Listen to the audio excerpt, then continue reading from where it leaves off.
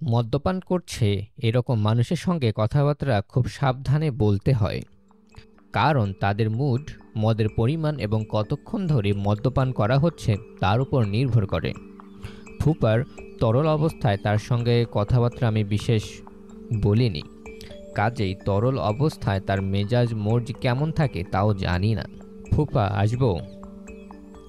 হিমু, এসো, দরজা ভিজিয়ে দাও, তোমার সঙ্গে খুব জরুরি কথা আছে। বসো, সামনের চেয়ারটায় বসো। আমি বসলাম। তিনি গ্লাস দেখিয়ে বললেন, আশা করি এইসব ব্যাপারে তোমার কোনো কোনো প্রিজুডিস নেই। জি না। তারপর বলো, কেমন আছো? ভালো। জি। রিনকির বিয়ে ঠিক হয়ে গেল শুনেছ বোধহয়? জি। ছেলে ভালো, তবে খুবই খাটো। আমাদের সঙ্গে এইরকম একটা ছেলের পড়তো, তার নাম ছিল স্ক্রু। এই ছেলেরও নিশ্চয়ই এই ধরনের কোনো নামটাম আছে। বেটে ছেলেদের নাম সাধারণত স্ক্রু হয় কিংবা বল্টু হয়। আমি চুপ করে রইলাম। ফুপাকে নেশায় ধরেছে বলে মনে হচ্ছে, না ধরলে নিজের জামাই সম্পর্কে এ ধরনের কথা বলতেন না। আপনার ছেলে পছন্দ হয়নি? আরে পছন্দ হবে কি, মার্বেলের সাইজের এক ছেলে। পছন্দ হয়নি তো বিয়েতে মত দিলেন কেন? আমার মতামতের প্রশ্নই তো ওঠে না। আমি হচ্ছি এই সংসারে টাকা বানানোর মেশিন, এর বেশি কিচ্ছু না। আমি কি বলছি না বলছি তা কেউ জানতে চায় না, তারপরেও বলতাম। কিন্তু দেখি মেয়ে এবং মেয়ের মা দুজনেই খুশিতে বাকবাকুম। তার গ্লাস খালি হয়ে গিয়েছিল। তিনি আরও খানিকটা ঢাললেন। আমি তাকিয়ে আছি দেখে বললেন, এটা 50 পেগ। আমার লিমিট হচ্ছে 7। 7-এর পর লজিক এলোমেলো হয়ে যায়। 7-এর আগে কিছুই হয় না। আমি বললাম, ফুপা 1 মিনিট, আমি টেলিফোনটা রিনকির ঘরে দিয়ে আসি। ও কোথায় যেন টেলিফোন করবে। ফুফা মুখ বিকৃত করে বললেন, কোথায় করবে বুঝতে পারছো না? ওই মার্বেলের কাছে করবে। টেলিফোন করে করে অস্থির করে তুলল। আমি রিনকিকে টেলিফোন দিয়ে এসে বললাম, আপনি কি জানি জরুরি কথা বলবেন? ও হ্যাঁ, জরুরি কথা, বাদল সম্পর্কে। জি বলুন। ও তোমাকে কেমন অনুকরণ করে সেটা কি লক্ষ্য করেছো? তুমি তোমার মুখে দাড়িগোঁফ চাষ করছো, করো। সেও তোমার পথে ধরছে। আজ তুমি হলুদ পাঞ্জাবি গায়ে দিয়ে এসেছো। আমি 1000 গুণ টাকা বাজি রাখতে পারি কাল দুপুরের মধ্যে সে হলুদ পাঞ্জাবি কিনে ফেলবে। আমি কি ভুল বললাম? না, ভুল বলেননি। তুমি যদি আজ মাথাও কামাও, আমি শিওর বেটা কাল মাথা কামিয়ে ফেলবে। এরকম প্রভাব তুমি কি করে ফেললে এটা তুমি আমাকে বলো। You better explain it. আমার জানা নেই ফুপা। ভুলটা আমার। মেট্রিক পাশ করে তুমি যখন এলে আমি ভালো মনে বললাম, আচ্ছা থাকুক, মা বাপ নেই ছেলে, একটা আশ্রয় পাক। তুমি যে এই সর্বনাশ করবে তা তো আমি বুঝিনি। বুঝতে পারলে তখনই গা ধরে বের করে দিতাম। আমি জেনে শুনে কিছু করিনি। তাও ঠিক, জেনে শুনে তুমি কিছু করনি। I two agree. তোমার লাইফস্টাইল তাকে আকর্ষণ করেছে। তুমি ভ্যাগা বন্ড না, অথচ ভাব করো যে তুমি ভ্যাগা বন্ড। জ্যোৎস্না দেখানোর জন্যে চন্দ্রায় এক জঙ্গলের মধ্যে বাদলকে নিয়ে গেলে সারা রাত ফেরার নাম নেই। জ্যোৎস্না এমন কি জিনিস জঙ্গলে বসে দেখতে হবে বলো তুমি? তোমার মুখ থেকেই শুনতে চাই। শহরের আলোয় জ্যোৎস্না ঠিক বোঝা যায় না। মানলাম তোমার কথা, ভালো কথা, চন্দ্রায় গিয়ে জ্যোৎস্না দেখো। তাই বলে সারা রাত বসে থাকতে হবে? রাত বাড়ার সঙ্গে সঙ্গে জ্যোৎস্না কিভাবে বদলে যায় সেটাও একটা দেখবার মতো ব্যাপার। শেষ রাতে পরিবেশ ভৌতিক হয়ে যায়। তাই নাকি? জি। তাছাড়া জঙ্গলের একটা আলাদা এফেক্ট আছে। শেষ রাতের দিকে গাছগুলো জীবন্ত হয়ে ওঠে। তোমার কথা বুঝলাম না। গাছগুলো জীবন্ত হয় মানে? গাছ তো সবসময় জীবন্ত।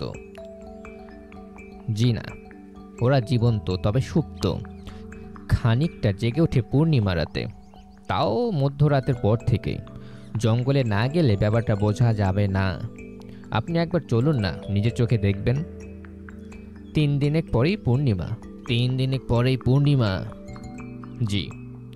এইসব হিসাব নিকাশ সবসময় তোমার কাছে থাকে তাই না? জি, একবার গেলে হয়। বলেই ফুফা গভীর হয়ে গেলেন। চোখ বন্ধ করে খানিকক্ষণ ঝিম ধরে বসে রইলেন। তারপর বললেন, তুমি আমাকে পর্যন্ত কনভিন্সড করে ফেলেছিলে। মনে হচ্ছিল তোমার সঙ্গে যাওয়া যেতে পারে। অবশ্য এটা সম্ভব হয়েছে নেশার ঘরে থাকার জন্য। তা ঠিক, কিছু মানুষ ধরে নিয়েছে তারা যা ভাবছে তাই ঠিক। তাদের জগৎটাই একমাত্র সত্যি জগৎ।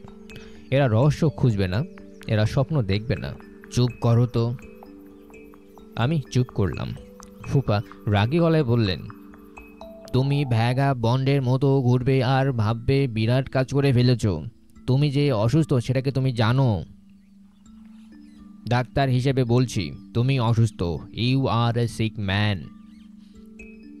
ফুপা, আপনি নিজেও কিন্তু অসুস্থ হয়ে পড়ছেন, বেশি খাচ্ছেন। আপনি বলছেন আপনার লিমিট 7, আমার ধারণা এখন 9 চলছে। তোমার কাছে সিগারেট আছে? আছে। দাও। তিনি সিগারেট ধরালেন, খুক খুক করে কাশলেনও। ফুপাকে আমি কখনো সিগারেট খেতে দেখিনি, তবে মদ্যপানের সঙ্গে সিগারেটের ঘনিষ্ঠ সম্পর্ক আছে এরকম শুনেছি। হিমু, জি। রাস্তায় রাস্তায় ভ্যাগা বন্ডের মতো ঘুরে তুমি যদি আনন্দ পাও, তুমি অবশ্য তা করতে পারো, ইটস ইওর লাইফ। কিন্তু আমার ছেলেরও যে তাই করতে হবে তা তো না। ও কি তা করছে নাকি? এখনও শুরু করেনি, তবে করবে। 2 বছর তুমি ওর সঙ্গে ছিলে, একই ঘরে ঘুমিয়েছ। এই 2 বছরে তুমি ওর মাথাটা খেয়েছ। তুমি আর এ বাড়িতে আসবে না। জি, আচ্ছা, আসবো না। এ বাড়ির ছায়া তুমি মারাবে না। ঠিক আছে। এই বাড়ির ত্রিসীমানায় যদি তোমাকে দেখি, তাহলে পিটিয়ে তোমার পিঠের ছাল তুলে ফেলবো। আপনার নেশা হয়ে গেছে ফুপা। পিটিয়ে ছাল তোলা যায় না। আপনার লজিক এলোমেলো হয়ে যাচ্ছে। ফুপার সিগারেট নিভে গেছে। সিগারেটে অনভ্যস্ত লোকজন সিগারেটে আগুন বেশিক্ষণ ধরিয়ে রাখতে পারে না। আমি আবার তার সিগারেট ধরিয়ে দিলাম। ফুপা বললেন, তোমাকে আমি একটা প্রপোজাল দিতে চাই। অ্যাকসেপ্ট করবে কি করবে না ভেবে দেখো। কি প্রপোজাল? তোমাকে একটা চাকরি জোগাড় করে দিতে চাই। As a matter of fact, আমার হাতে একটা চাকরি আছে। আমারই কিছু নয়, তবে তোমার চলে যাবে। বেতন কত? ঠিক জানি না, 3000-এর কম হবে না, বেশিও হতে পারে। তেমন সুবিধার চাকরি বলে তো মনে হচ্ছে না। ভিক্ষা করে জীবন যাপন করার চেয়ে কি ভালো না? না, ভিক্ষা করে বেঁচে থাকার আলাদা একটা আনন্দ আছে।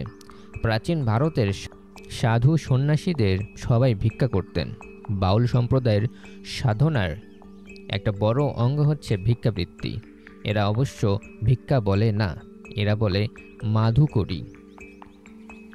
আমার কাছে লেকচারার ঝাড়বে না। ফুফা, তাহলে কি আমি উঠবো? যাও, ওঠো। শুধু একটা জিনিস বলো, যে ধরনের জীবন তুমি যাপন করছো তাতে কি আনন্দ পাও তুমি? যা ইচ্ছে করতে পারার একটা আনন্দ আছে না? যা ইচ্ছা তুমি কি করতে পারবে? অবশ্যই পারবো। বলুন কি করতে হবে? খুন করতে পারবে? কেন পারবো না? খুন করা আসলে খুব সহজ ব্যাপার। সহজ ব্যাপার? অবশ্যই সহজ ব্যাপার, যে কেউ করতে পারে। রোজ কতগুলো খুন হচ্ছে দেখছেন না? খবরের কাগজ খুললেই দেখবেন। আমার তো রোজই একটা দুটা খুন করতে ইচ্ছে করে। Hemu, you are a sick man. You are a sick man. আর খাবেন না ফুপা, আপনি মাতাল হয়ে গেছেন। কি করে বুঝলে মাতাল হয়ে গেছি?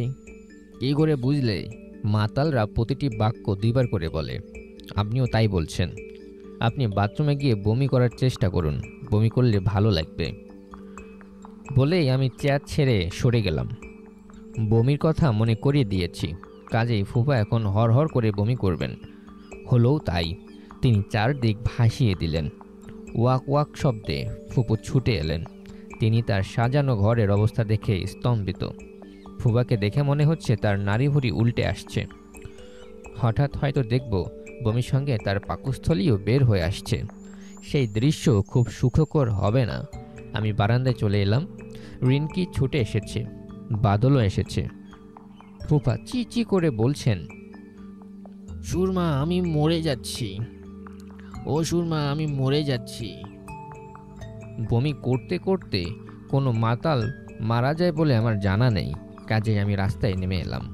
সিগারেট কেনা দরকার। আকাশে মেঘের আনাগোনা, বৃষ্টি হবে কিনা কে জানে, হলে ভালোই হয়। এই বৎসর এখনো বৃষ্টিতে ভেজা হয়নি, নবধারা জলে স্নান বাকি আছে। সিগারেটের সঙ্গে জর্দা দেয়া দুটো পান কিনে ফেললাম। জর্দার নাম সবই পুংলিঙ্গে, দাদা জর্দা, বাবা জর্দা, মা জর্দা, খালা জর্দা এখনও বাজারে আসেনি, যদিও মহিলারাই বেশি জর্দা খান।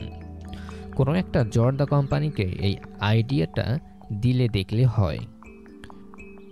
প্রথমবার ঢোকার সময় ফুপুকে যত গম্ভীর দেখলাম, দ্বিতীয়বারের তার চেয়েও বেশি গম্ভীর মনে হলো। ফুপু কোমরে হাত দিয়ে দাঁড়িয়ে, কাজের মেয়ে বালতি আর ঝাঁটা হাতে যাচ্ছে, কাজের ছেলেটির হাতে ফিনাইল। ফুপুর কিছুটা সূচিবায়ুর মতো আছে, আজ সারা রাতি বোধহয় ধোয়াধুয়ি চলবে। ফুপু বললেন, তুই তাহলে আছিস? আমি ভাবলাম তুই চলে গিয়েছিস। পান কিনতে গিয়েছিলাম। ফুপার অবস্থা কি? অবস্থা কি জিজ্ঞেস করছিস? লজ্জা করে না? তোর সামনে গিললো তুই একবারও না করতে পারলি না? চাকর বাকর আছে, কি লজ্জার কথা? তুই কি আজ এখানে থাকবি? হ্যাঁ। এখানে থাকার তো দরকারটা কি? এত রাতে কোথায় যাব? ফুপু শোবার ঘরের দিকে রওনা হলেন। টেলিফোনে ক্রমাগত রিং হচ্ছে। এগিয়ে গেলাম টেলিফোনের দিকে। রিনকির ঘর পর্যন্ত টেলিফোন নেওয়া যায়নি, তার এত লম্বা নয়। টেলিফোন বারান্দায় রাখা। আমি রিসিভার তুলতে ওপাশ থেকে উদ্বিগ্ন গলা পাওয়া গেল। এটা কি রিনকিদের বাসা? হ্যাঁ। দয়া করে ওকে একটু ডেকে দেবেন। আপনি কে আমি জানতে পারি? এবারে নিয়মকানুন খুব কড়া। অপরিচিত লোক যদি রিনকিকে ডাকে তাহলে রিনকিকে বলা যাবে না। আমি এজাজ। আপনি কি মেরিন ইঞ্জিনিয়ার? জি। আমাকে আপনি চিনবেন না, আমার নাম। আপনি কে তা আমি বুঝতে পেরেছি, আপনি হচ্ছেন হিমু ভাই। আমি সত্যি সত্যি চমৎকৃত হয়ে গেলাম। এর মধ্যে রিনকি আমার গল্প করে ফেলেছে। এমনভাবে করেছে যে ভদ্রলোক চট করে আমার কয়েকটা কথাবার্তাতেই আমাকে চিনে ফেললেন। ভদ্রলোকের বুদ্ধি তো ভালোই। এমন বুদ্ধিমান একজন মানুষ রিনকির মতো গাধা টাইপের একটি মেয়ের সঙ্গে জীবন কি করে টেনে নেবে কে জানে।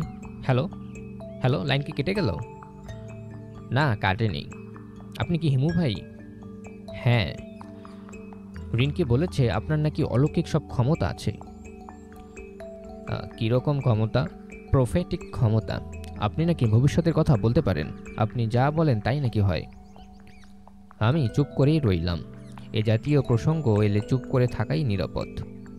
হ্যাঁ না কিছু বললেই তর্কের মুখোমুখি হতে হয়। তর্ক করতে আমার ভালো লাগে না। হ্যালো হ্যালো, লাইনটা ডিস্টার্ব করছে। হ্যালো হিমু ভাই, বলুন। আপনি কি দয়া করে একটু রিনকিকে। ওকে তো দেয়া যাবে না, ও আশেপাশে নেই, বাবার সেবা করছে, উনি অসুস্থ। অসুস্থ? কি বলছেন? সিরিয়াস কিছু? সিরিয়াস বলা যেতে পারে। বলেন কি? আমি কি আসব? আমি কয়েক মুহূর্ত দ্রুত চিন্তা করে বললাম, আসতে অসুবিধা হবে না তো? না না, অসুবিধা কি? আমার গাড়ি আছে। আকাশের অবস্থা ভালো না, ঝড় বৃষ্টি হতে পারে। হোক, বিপদের সময় উপস্থিত না থাকলে কি করে হয়? তা তো বটেই। আপনি এক্ষুনি রওনা না হয়ে ঘন্টাখানেক পরে আসুন। কেন বলুন তো? এমনি বললাম। ঠিক আছে ঠিক আছে, আপনার কথা অগ্রাহ্য করব না। যেসব কথা আমি শুনেছি, মাই গড, আপনি দয়া করে আমার সম্পর্কেও কিছু বলবেন। মাই আর্নেস্ট রিকোয়েস্ট। আচ্ছা বলবো। হিমু ভাই তাহলে রাখি। আর আমি যে আসছি এটা রিনকিকে বলবেন না, একটা সারপ্রাইজ হবে। আমার টেলিফোন ব্যাধি আছে। একবার টেলিফোনে কারোর সঙ্গে কথা বললে আবার অন্য কারোর সঙ্গে কথা বলতে ইচ্ছে করে। রূপাদের বাসায় করলাম। রূপার বাবা ধরতেই বললাম, আচ্ছা এটা কি রেলওয়ে বুকিং? রূপার বাবা বললেন, জি না, আপনার রং নাম্বার হয়েছে। তখন আমি বললাম, জাস্ট 1 মিনিট। রূপা কি জেগে আছে? রূপার বাবার হাই প্রেশার বা এ জাতীয় কিছু বোধহয় আছে। অল্পতেই রেগে গিয়ে এমন হইচই শুরু করেন যে বলবার নয়। আমার কথাতেও তাই হলো। তিনি চিড়চিড়িয়ে উঠলেন, কে কে এই ছোকরা, তুমি কে? তিনি খুব হইচই করতে লাগলেন। আমি রিসিভার রেখে দিলাম।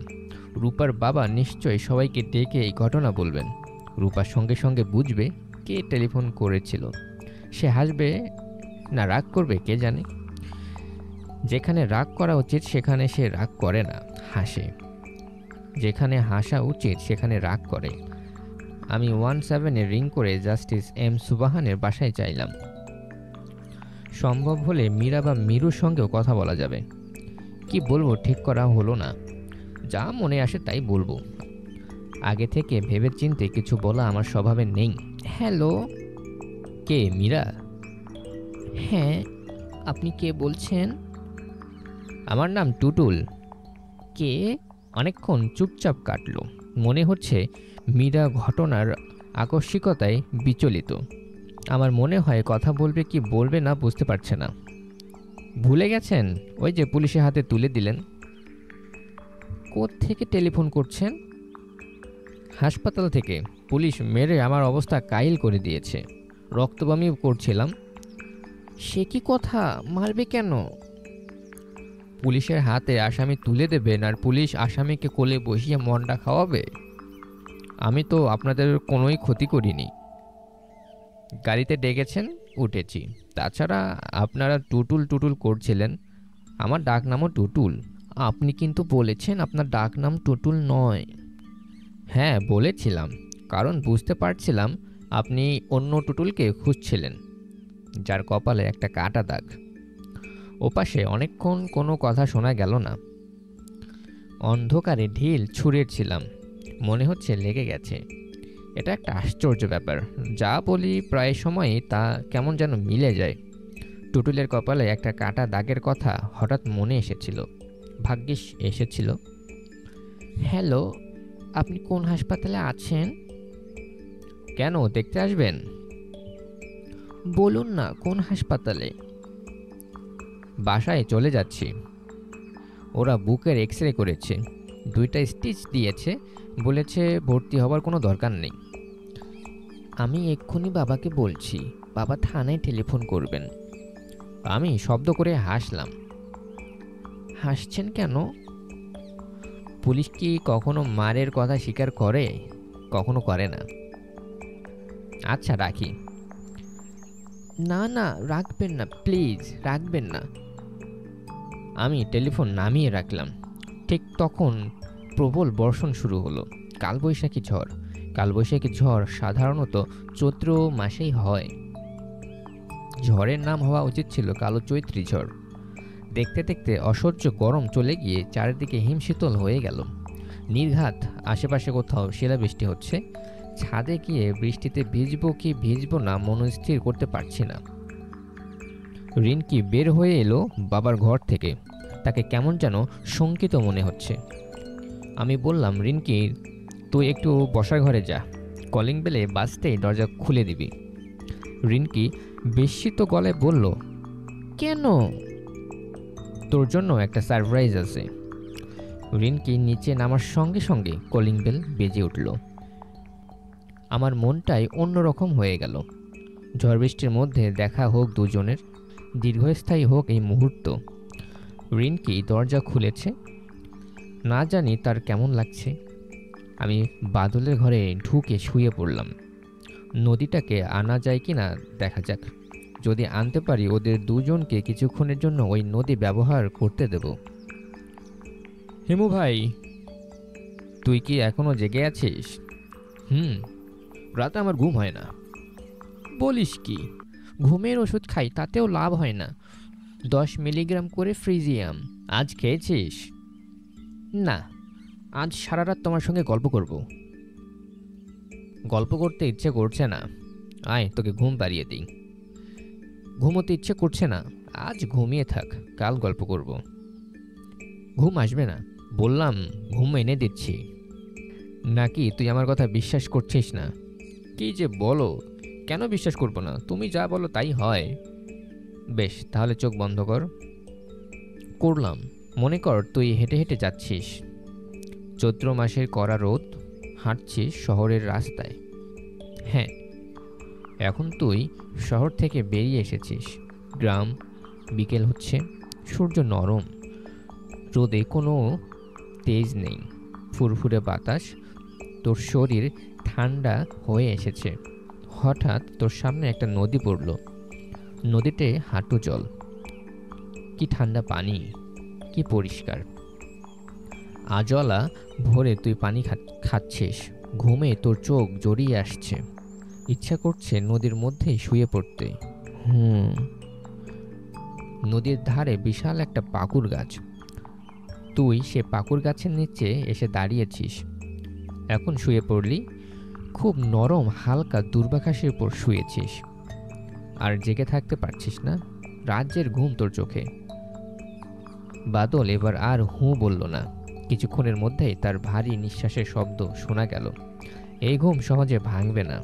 কেউ যদি এটাকে কোনো অস্বাভাবিক বা অলৌকিক কিছু ভেবে বসেন তাহলে ভুল করবেন। পুরো ব্যাপারটার পেছনে কাজ করেছে আমার প্রতি বাদলের অন্ধ ভক্তি, যে ভক্তি কোনো নিয়ম মানে না, যার শিকড় অনেক দূর পর্যন্ত ছড়ানো। বাদল না হয়ে অন্য কেউ যদি হতো তাহলে আমার এই পদ্ধতি কাজ করতো না। এই ছেলেটা আমাকে বড়ই পছন্দ করে। সে আমাকে মহাপুরুষের পর্যায়ে ফেলে রেখেছে। আমি মহাপুরুষ না। আমি ক্রমাগত মিথ্যে কথা বলি। অসহায় মানুষদের দুঃখ আমাকে মোটেই অভিভূত করে না। একবার আমি একজন ঠেলাওয়ালার গায়ে চড়ও দিয়েছিলাম। ঠেলাওয়ালা হঠাৎ ধাক্কা দিয়ে আমাকে রাস্তার ড্রেনে ফেলে দিয়েছিল। নোংরা পানিতে আমার সমস্ত শরীর মাখামাখি। সেই অবস্থাতেই উঠে এসে আমি তার গালে কষিয়ে চড় বসালাম। বুড়ো ঠেলাওয়ালা বলল, ধাক্কা দিয়ে না ফেললে আপনি গাড়ির তলে পড়তেন। আসলেই তাই। যেখানে আমি দাঁড়িয়েছিলাম ঠিক সেখান দিয়ে একটা পাজরো জিপ টার্ন নিল। নতুন আসা এই জিপারগুলোর আচরণ ট্রাকের মতো। আমি গম্ভীর গলায় বললাম, মরলে মরতাম, তাই বলে তুমি আমাকে নর্দমায় ফেলবে? ঠেলাওয়ালার করুণ গলায় বলল, মাপ কইটা দেন, আর ফেলুম না। আমি আগের চেয়েও রাগী গলায় বললাম, মাফের কোনো প্রশ্নই আসে না। তুমি কাপড় ধোয়ার লন্ডি পয়সা দেবে। গরিব মানুষ, ধনী মানুষ বুঝি না, বের করো কি আছে। অবাক বিস্ময়ে বুড়ো আমার দিকে তাকিয়ে রইল। আমি বললাম, কোনো কথা শুনতে চাই না, বের কর কি আছে। মাঝে মাঝে মানুষকে তীব্র আঘাত করতে ভালো লাগে। কঠিন মানসিক যন্ত্রণায় কাউকে দগ্ধ করার আনন্দের কাছে সব আনন্দেই ফিকে। এই লোকটি আমার জীবন রক্ষা করেছে। সে কল্পনাও করেনি কারোর জীবন রক্ষা করে সে এমন বিপদে পড়বে। যদি জানতো এই অবস্থা হবে তাহলেও কি সে আমার জীবন রক্ষা করার চেষ্টা করত? বুড়ো গামছায় মুখের ঘাম মুছতে মুছতে বলল, বুড়ো মানুষ মাপ কইটা দেন। টাকা পয়সা কিছু তোমার কাছে নেই? যে না, কাইলেও কোনো টিরিপ পাই নাই, আজও পাই নাই। যাচ্ছ কোথায়? রায়ের বাজার। ঠিক আছে, আমাকে কিছু দূর তোমার গাড়িতে করে নিয়ে যাও, এতে খানিকটা হলেও উসুল হবে। আমি তার গাড়িতে উঠে বসলাম। বৃদ্ধ আমাকে টেনে নিয়ে চলল। পেছন থেকে ঠেলছে তার নাতি কিংবা তার ছেলে। এই পৃথিবীর নিষ্ঠুরতায় তারা দুজনেই মর্মাহত। পৃথিবী যে খুবই অকরুণ জায়গা তা তারা জানে। আমি আরও ভালোভাবে তা জানিয়ে দিচ্ছি। রাস্তায় এক জায়গায় ঠেলা গাড়ি থামিয়ে আমি চা আনিয়ে গাড়িতে বসেই চা খেলাম। তাকিয়ে দেখি বাচ্চা ছেলেটির চোখ মুখ ক্রোধ ও ঘৃণায় কালো হয়ে গেছে। যে কোনো মুহূর্তে সে ঝাঁপিয়ে পড়বে আমার উপর। আমি তার ভেতর এই ক্রোধ আর ঘৃণা আরও বাড়ুক তাই চাই। মানুষকে সহ্যের শেষ সীমানায় পর্যন্ত নিয়ে যাওয়া সহজ কথা নয়। সবাই তা পারে না। যে পারে তার ক্ষমতাও হেলাফেলা করার মতো ক্ষমতা না। বুড়ো রাস্তার উপর বসে গামছায় হাওয়া খাচ্ছে। তার চোখে আগেকার বিস্ময়ের কিছু আর এখন নেই। এক ধরনের নির্লিপ্ততা নিয়ে সে তাকিয়ে আছে। আমি চা শেষ করে বললাম, বুড়ো মিয়া, চলো যাওয়া যাক। আমরা আবার রওনা হলাম। মোটামুটি নির্জন একটা জায়গায় এসে বললাম, থামাও গাড়ি, থামাও, এখানে নামবো। আমি নামলাম। পকেটে হাত দিয়ে মানিব্যাগ বের করলাম। আমার মানিব্যাগ সবসময় খালি থাকে। আজ সেখানে 500 টাকার দুটা চকচকে নোটও আছে। মজিদের টিউশনির টাকা। মজিদ টাকা হাতে পাওয়া মাত্র খরচ করে ফেলে বলে তার টাকা পয়সা সবটাই থাকে আমার কাছে। বুড়ো মিয়া, যে তুমি আমার জীবন রক্ষা করেছ, কাজটা খুব ভালো করনি। যাই হোক, করেই যখন ফেলেছ তখন তো আর কিছু করার নাই। তোমাকে ধন্যবাদ। দেখি আরও কিছুদিন বেঁচে থাকতে কেমন লাগে। তোমাকে আমি সামান্য কিছু টাকা দিতে চাই। এই টাকাটা আমার জীবন রক্ষা করার জন্যে না, তুমি যে কষ্ট করে রোদের মধ্যে আমাকে টেনে টেনে এত দূর আনলে তার জন্য। 500 তোমার, 500 এই ছেলেটার। বুড়ো হতভম্ব হয়ে তাকিয়ে রইল। আমি কোমল গলায় বললাম, এই রোদের মধ্যে আজ আর গাড়ি নিয়ে বের হইও না, বাসায় চলে যাও। বাসায় গিয়ে বিশ্রাম করো। বুড়োর চোখ দিয়ে পানি পড়ছে। ব্যাপারটা এরকম ঘটবে আমি তাই আশা করেছিলাম। বাচ্চা ছেলেটির মুখে ক্রোধ ও ঘৃণার চিহ্ন এখন আর নেই। তার চোখ এখন অসম্ভব কোমল। আমি বললাম, এই তোর নাম কি রে? লালটু মিয়া। প্যান্টের বোতাম লাগা বেটা, সব দেখা যাচ্ছে। লালটু মিয়া হাত দিয়ে প্যান্টের ফাঁকা অংশ ঢাকতে ঢাকতে বলল, বোতাম নাই।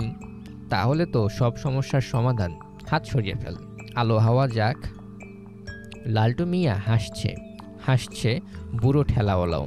তাদের কাছে এখন আমি তাদের একজন লোক। বুড়ো বলল, আব্বাজি আসেন, তিনজনে মিলে চা খাই, তিয়াস লাগছে। পয়সা দেবে কে তুমি? আমার হাতে কিন্তু আর 1 পয়সাও নেই। বুড়ো আবার হাসলো। আমরা একটা চায়ের দোকানের দিকে রওনা হলাম। নিজেকে সেই সময় মহাপুরুষ মহাপুরুষ বলে মনে হচ্ছিল। আমি মহাপুরুষ নই, কিন্তু এই ভূমিকায় অভিনয় করতে আমার বড় ভালো লাগে। মাঝে মাঝে এই ভূমিকায় আমি অভিনয় করি, মনে হয় ভালোই করি।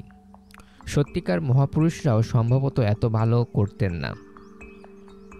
আমি অবশ্য এখন পর্যন্ত কোনো মহাপুরুষ দেখিনি।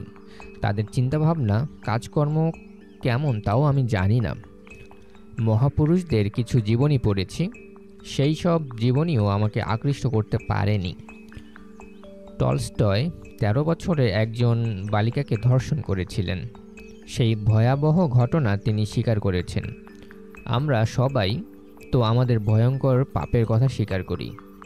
আমার মতে মহাপুরুষ হচ্ছে এমন একজন যাকে পৃথিবীর কোনো মালিন্য স্পর্শ করতে পারেনি। এমন কেউ সত্যি সত্যি জন্মেছে এই পৃথিবীতে। ঘুমোতে চেষ্টা করছি, ঘুমোতে পারছি না। অসহ্য গরমে ঘুমোতে আমার কষ্ট হয় না, কিন্তু আজকের এই ঠান্ডা ঠান্ডা হাওয়ায় ঘুম আসছে না। শীত শীত লাগছে, খালি গায়ে থাকার জন্য লাগছে। খালি গায়ে থাকার কারণ আমার পাঞ্জাবি এখন বাদলের গায়ে। শুয়ে শুয়ে ছোটবেলার কথা ভাবতে চেষ্টা করছি, বিশেষ কোনো কারণে নয়, ঘুমোবার আগে কিছু একটা নিয়ে ভাবতে হয় বলেই ভাবা। আমার শৈশব যাদের সঙ্গে কেটেছে তারা কেমন? জন্মের সময় আমার মা মারা যান, কাজেই মার কথা কিছু জানি না। তিনি দেখতেও কেমন তাও জানি না। অবিশ্বাস্য হলেও সত্যি যে তার কোনো ছবি নেই। বাবা মারা যান আমার 9 বছর বয়সে, তার কথাও তেমন মনে নেই। তার কথা মনে পড়লেই একটা উদ্বিগ্ন মুখ মনে আসে। সেই মুখে বড় বড় দুটি চোখ, ভারী চশমায় ঢাকা বলে সেই চোখের ভাবও ঠিক বোঝা যায় না। মনে হয় পানির ভেতর থেকে কেউ আমার দিকে তাকিয়ে আছে। বাবার উদ্বিগ্ন গলা, কি রে তোর ব্যাপারটা কি বলতো? যত্ন হচ্ছে না? আমি তো প্রাণপণ চেষ্টা করছি, অবশ্য ছেলে মানুষ করার কায়দা কানুন আমি জানি না। কি যে ঝামেলায় পড়লাম। তোর অসুবিধা কি বলতো? পেটে ব্যথা করছে? বাবার বোধহয় ধারণা ছিল শিশুদের একটিমাত্র সমস্যা পেট ব্যথা। তারা যখন মন খারাপ করে বসে থাকে তখন বুঝতে হবে তার পেট ব্যথা করছে। গভীর রাতে ঘুম ভেঙে কোনো শিশু যদি জেগে উঠে কাঁদতে থাকে তখন বুঝতে হবে তার পেট ব্যথা। বাবার কাছে থেকে কত অসংখ্যবার যে শুনেছি, কি রে হেমু, তোর পেট কি ব্যথা নাকি? মুখটা এমন কালো কেন? কোন জায়গায় ব্যথা দেখি? বাবা যে একজন পাগল ধরনের মানুষ এটা বুঝতে আমার তেমন দেরি হয়নি। শিশুদের বোধশক্তি ভালো। পাগল না হলে নিজের ছেলের নাম কেউ কি হিমালয়ে রাখে?